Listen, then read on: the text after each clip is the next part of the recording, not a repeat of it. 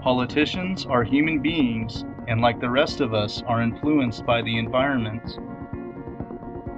So once politicians reach the parliamentary environment, they will behave accordingly. Human government has been around for thousands of years actually. Sure. And they've been fighting and killing each other. All human-operated governments are basically corrupt. They serve the in-group. They have to, otherwise they never get elected. So here you sit back with the illusion of patching up this society, making it good, getting decent people in government. All that's delusional. You have to have a government not based on money. You have to have a government with machines that distribute goods and services regardless of race, religion, or private beliefs. In other words, people must be permitted to live the lifestyle that they prefer without you telling them what to do. When you come up and you say this is the right way, you're talking about your way, the way you were brought up. But that doesn't make it right. It just makes it appropriate for you. The future will be very different than the world today. The future will be based upon, does the system work? Does it serve most people? Does it maintain a healthy relationship in sharing values? Or does the system damage that? This is how we decide what system is to be selected, how well the system works. That's the final test. That's used in engineering standards. That's the only system that's valid. Now, is it a democracy? People ask me. I put it this way. Is it a participatory democracy? Will I participate? Well, they come here sometimes. I want to participate right away. That's good. How would you prevent cars from hitting each other? I don't know. How do you prevent building catching fire? I don't know. How do you participate? Did you go through the space program? Did anybody go to the Vietnam War here? Did anybody vote for any war? Did anybody go to the moon project? Why the hell are you participating? Another illusion. Half of all American adults understand that the Earth orbits the Sun yearly, according to a basic science survey. Nevertheless, there's enthusiasm for research, except in some fields like genetic engineering and nuclear power that are viewed with suspicion. Only about 25% of American adults get passing grades in the National Science Foundation survey of what people know about basic science and economics. I mean, this is singing your song, isn't it? Well, it's certainly what I'm talking about in the demon haunted world. My feeling, Charlie, is that it's not that pseudoscience and superstition and New Age so-called beliefs and fundamentalist zealotry are something new. They've been with us for as long as we've been human. But we live in an age based on science and technology with formidable technological powers. Science and technology are propelling us forward at accelerating rates. That's right. And if we don't understand it, and by we I mean the general public, if it's something that, oh, I'm not good at that, I don't know anything about it, then who is making all the decisions about science and technology that are going to determine what kind of future our children live in? Just some members of Congress? But there's no more than a handful of members of Congress with any background in science at all. And the Republican Congress has just abolished its own Office of Technology Assessment, the organization that gave them bipartisan, competent advice on science and technology. They say, we don't want to know. There's two kinds of dangers. One is what I just talked about, that we've arranged a society based on science and technology, in which nobody understands anything about science and technology. And this combustible mixture of ignorance and power, sooner or later, is going to blow up in our faces. I mean, who is running the science and technology in a democracy if the people don't know anything about it? And the second reason that I'm worried about this is that science is more than a body of knowledge. It's a way of thinking, a way of skeptically interrogating the universe with a fine understanding of human fallibility. If we are not able to ask skeptical questions, to interrogate those who tell us that something is true, to be skeptical of those in authority, then we're up for grabs for the next charlatan, political or religious, who comes ambling along. Have we, the point is made, and maybe by you, you know, is it, when's the last time we had a president who made a speech about science? You know, and made I say that. You know, it is this notion that science is not of great interest to us in some sense, that somehow we don't want to learn. You see, people read the stock market quotations and financial pages. Look how complex that is. And Because yet they know the direct connection to their own. there's a motivation, but they're capable. Economic welfare. Large numbers of people. People are able to look at sports statistics. Look how many people can do that. Understanding science is not more difficult than that. It doesn't involve greater intellectual activities. But the thing about science is, first of all, it's after the way the universe really is, and not what makes us feel good. And a lot of the competing doctrines are after what feels good, and not what's true. It's not politicians that can solve problems. They have no technical capabilities. They don't know how to solve problems. Even if they were sincere, they don't know how to solve problems. It's the technicians that produce the desalination plants. It's the technicians that give you electricity, that give you motor vehicles, that heat your house and cool it in the summertime. It's technology that solves problems, not politics. Politics cannot solve problems because they're not trained to do so. And writing your congressman is fantastic. They tell you to write your congressman if you want something done. The men in Washington should be at the forefront of technology, the forefront of human studies, the forefront of crime, all the factors that shape human behavior. You don't have to write your congressman. What kind of people are they that are appointed to do that job? Instead of putting up a sign, drive carefully, slippery when wet, put abrasive in the highway so it's not slippery when wet.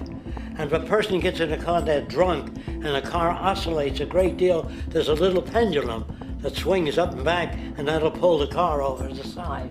Not a law solution. Put sonar and radar in automobiles so they can't hit one another. Man-made laws are attempts to deal with occurring problems, and not knowing how to solve them, they make a law.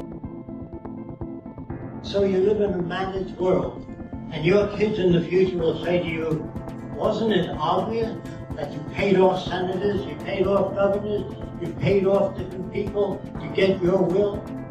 Isn't it obvious? I guess not. And so, if you do away with the money system, you can't have sale of drugs. You can't pay off senators. You can't buy people. You understand what I'm saying? As long as you got money, no matter who you elect. You say, well, maybe if we elect decent people in government. No way. Even if you had the most decent people in the world, taken from the best churches you like, if you ran out of resources, be lying, cheating, killing, stealing. It's resources that people need, not money. Access to resources.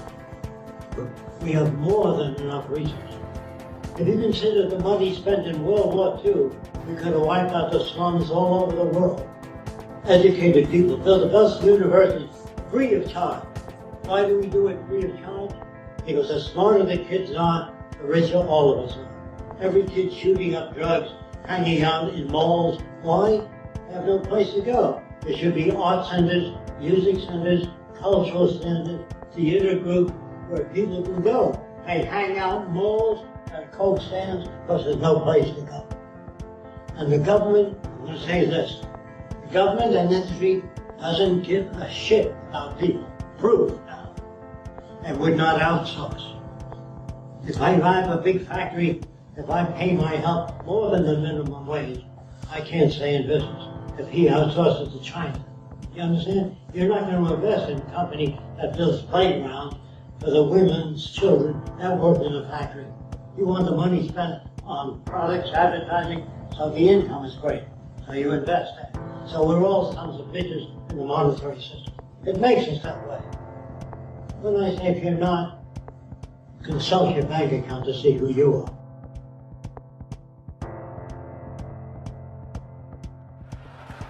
But there's a reason. There's a reason. There's a reason for this. There's a reason education sucks, and it's the same reason that it will never, ever, ever be fixed. It's never going to get any better. Don't look for it. Be happy with what you got. Because the owners of this country don't want that. I'm talking about the real owners now. The real owners, the big wealthy business interests that control things and make all the important decisions. Forget the politicians. The politicians are put there to give you the idea that you have freedom of choice. You don't. You have no choice. You have owners. They own you. They own everything. They own all the important land. They own and control the corporations. They've long since bought and paid for the Senate, the Congress, the state houses, the city halls. They got the judges in their back pockets. And they own all the big media companies, so they control just about all of the news and information you get to hear. They got you by the balls. They spend billions of dollars every year lobbying to get what they want. Well, we know what they want. They want more for themselves and less for everybody else. But I'll tell you what they don't want. They don't want a population of citizens capable of critical thinking. They don't want well-informed, well-educated people capable of critical thinking. They're not interested in that. That doesn't help them. That's against their interest. That's right. They don't want people who are smart enough to sit around the kitchen table and figure out how badly they're getting fucked by a system that threw them overboard 30 fucking years ago. They don't want that. You know what they want? They want obedient workers. Obedient workers. People who are just smart enough to run the machines and do the paperwork, and just dumb enough to passively accept all these increasingly shittier jobs with the lower pay, the longer hours, the reduced benefits, the end of overtime, and the vanishing pension that disappears the minute you go to collect it. And now they're coming for your Social Security money. They want your fucking retirement money. They want it back so they can give it to their criminal friends on Wall Street. And you know something? They'll get it. They'll get it all from you sooner or later, because they own this fucking place. It's a big club, and you ain't in it. You and I are not in the big club. By the way, it's the same big club they use to beat you over the head with all day long, where they tell you what to believe. All day long, beating you over the head in their media, telling you what to believe, what to think, and what to buy. The table is tilted, folks. The game is rigged. And nobody seems to notice. Nobody seems to care. Good, honest, hard-working people, white collar, blue collar, doesn't matter what color shirt you have on. Good, honest, hard-working people continue. These are people of modest means. Continue to elect these rich cocksuckers who don't give a fuck about them. They don't give a fuck about you. They don't give a fuck about you. They don't care about you at all. At all. At all. Yeah. You know? And nobody seems to notice, nobody seems to care. That's what the owners count on, the fact that Americans will probably remain willfully ignorant of the big red, white, and blue dick that's being jammed up their assholes every day. Because the owners of this country know the truth. It's called the American dream, because you have to be asleep to believe it.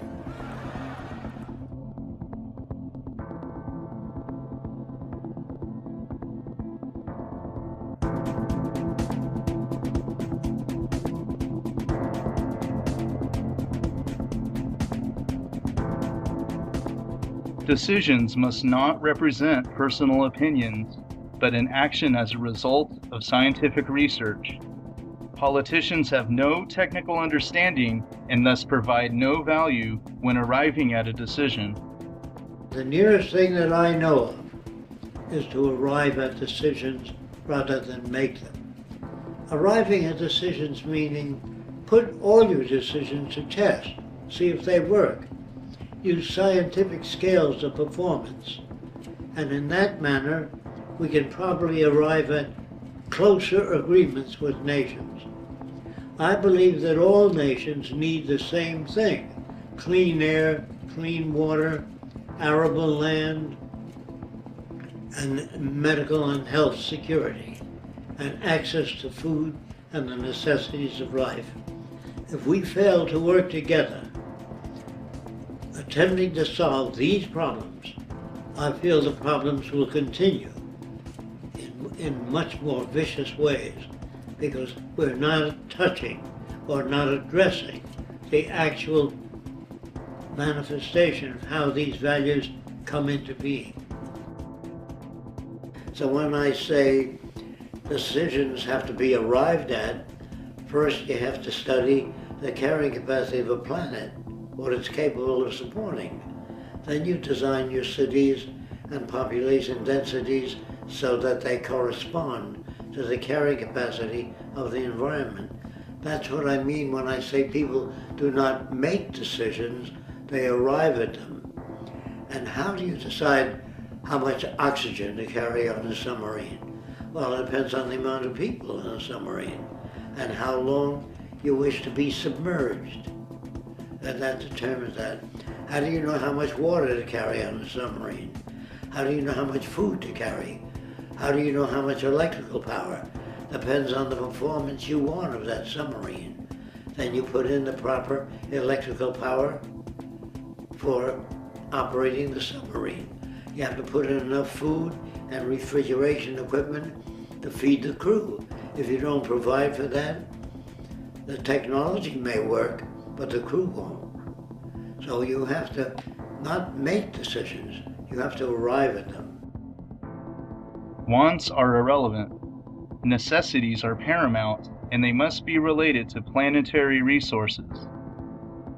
But the whole idea is in contradiction with the monetary system, so we need a different system.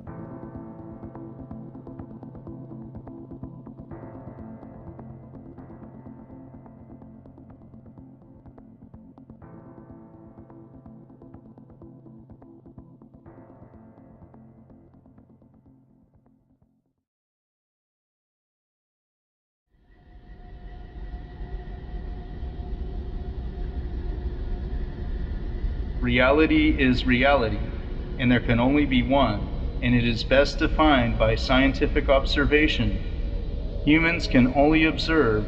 Actions or decisions are taken in relation to observation and not some erroneous opinion.